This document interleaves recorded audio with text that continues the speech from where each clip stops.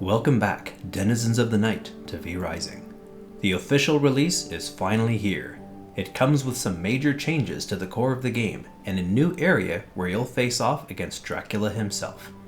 6 new bosses were added, which I will go into detail as usual in later videos. But for now, let's go over some of the major changes you'll notice with this release. The first thing you'll notice is how spells and abilities are obtained. I feel stronger. When you used to defeat a V-Blood, they gave you a specific ability. For example, you learned Frostbat from Keely the Frost Archer. Now when you defeat Keely, you'll earn a Tier 1 Frost Magic spell point to learn an ability of your choosing instead. This can still be used to learn Frostbat, but if you prefer using Ice Nova or Cold Snap, you can choose to learn those instead. Spell points are divided into 3 tiers over 6 spell schools. The first tier has the 3 basic spells, the second tier has 2 spells and the Veil spell for dodging, and the third tier is for the 2 ultimate abilities. You'll also notice that there is space for 3 passive abilities in each spell school. I'll go into more detail about those later. Another thing to note is that the Veil you start the game with is no longer Veil of Blood. It's called Veil of Shadow and has no special abilities attached to it. You'll now have to defeat V-Bloods to get Veil of Blood back. Here are some more changes you're going to notice. My favorite change is that if you add a waypoint to your map, you'll now get a red line that draws an optimal path to reach your destination. This is very helpful when you're traveling because you don't have to keep opening and closing the map to see if you're headed the right way. Gathering water or sludge from the lakes or wells into your pouches or bottles has been removed from the game.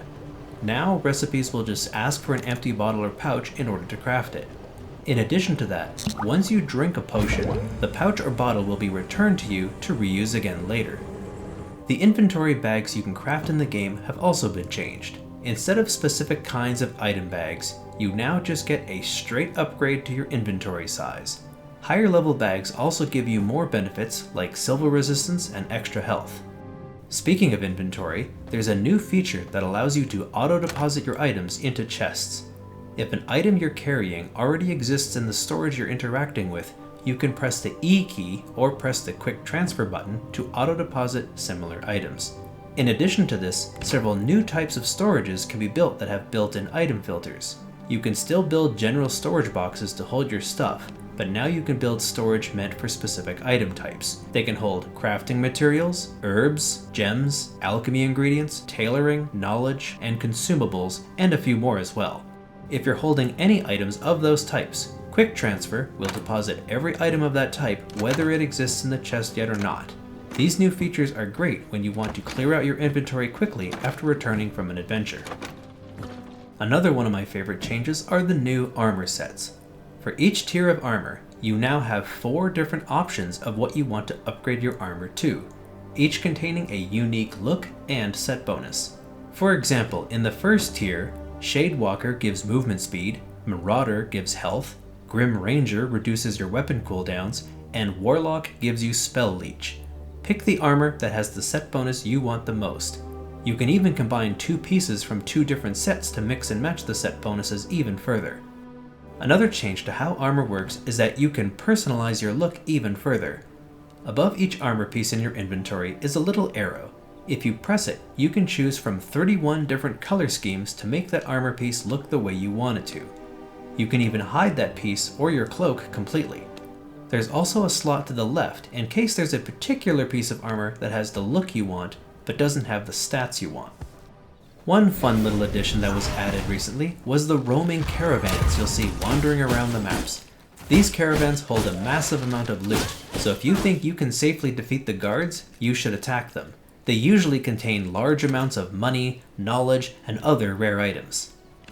Another one of my new favorite features is that if you want to move to a new location, you no longer have to run back and forth transporting your goods to a new castle. Instead, when you find an empty plot, simply choose the Castle Relocation Heart to move your base. Blood to feed my castle heart. Here's how it works. After you place the Castle Relocation Heart, you link it to your old base.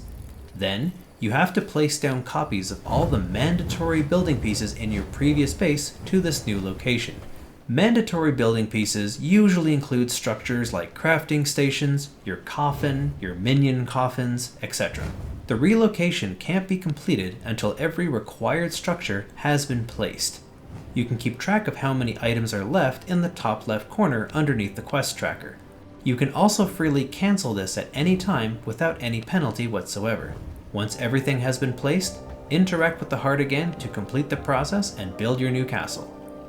Any non-mandatory structures you haven't built will be deconstructed and the resources for them placed in the travel bags.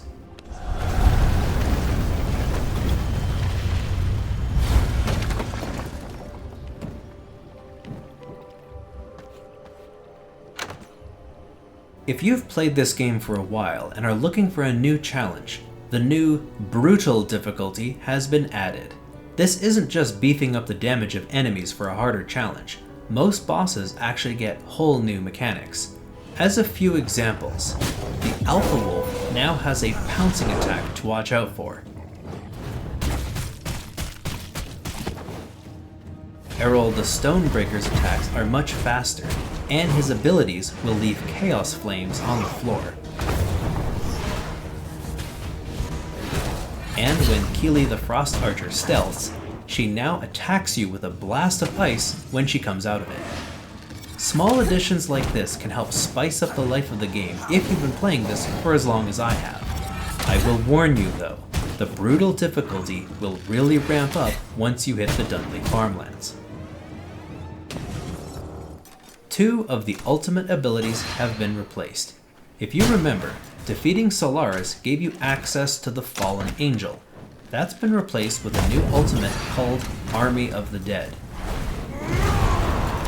This summons several skeletal soldiers to fight for you.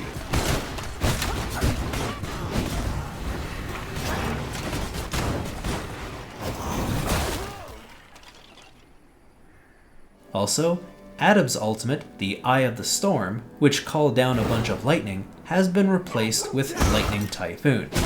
This is an aggressive spin attack that looks a lot like Octavian's special move. The last change I want to cover is how soul shards work. After defeating a shard bearer, or rather one of the last 4 bosses in the game, you will now be rewarded with an accessory instead of a structure to bring back to your base. These are pretty strong accessories with increased vampire damage, which is good for the new zone or for PvP, and they replace your selected ultimate ability with one of their own. You can still craft the original pedestals to hold these items, but they won't provide the buffs they once used to.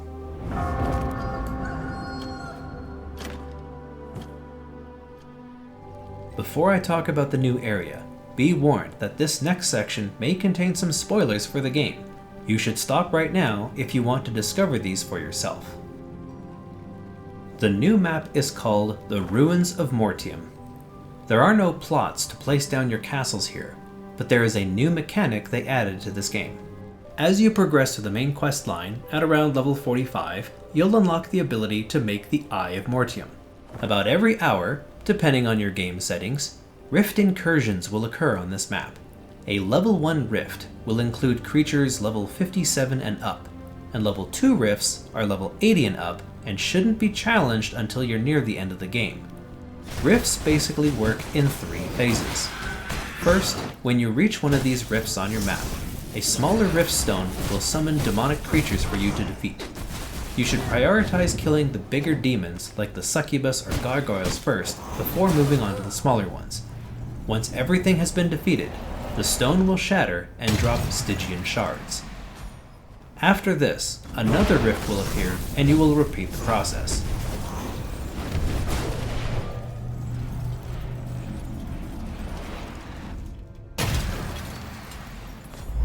After destroying the second rift stone, the soul of a V-Blood carrier, usually from Farbane Woods, will appear under the larger stone.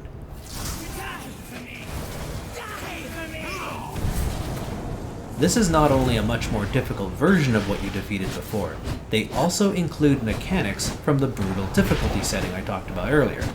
In addition to that, smaller demons will be spawning during this fight, regardless of whether the original version of this boss summoned adds as part of its mechanics or not.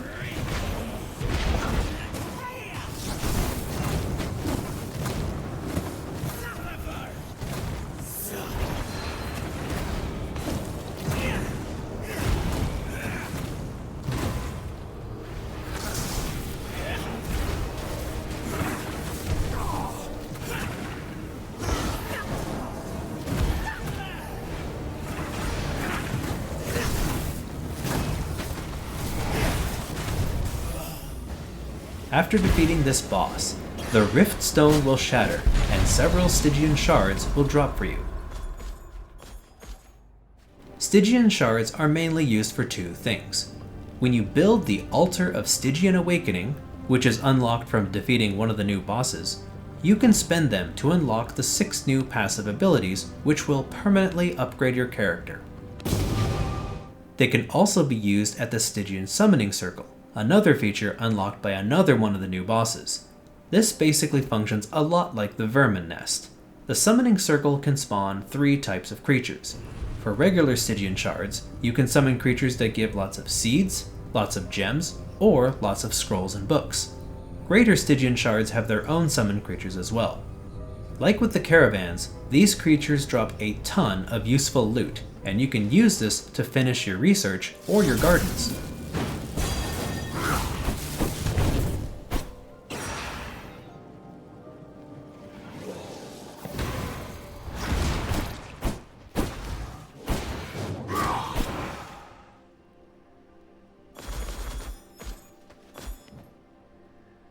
Remember, if you see any level 2 rifts, you should leave them alone until you're at least level 80. But when you're ready to tackle them, you can use the greater Stygian Shards you get from them for the other 12 passives in your skill tree.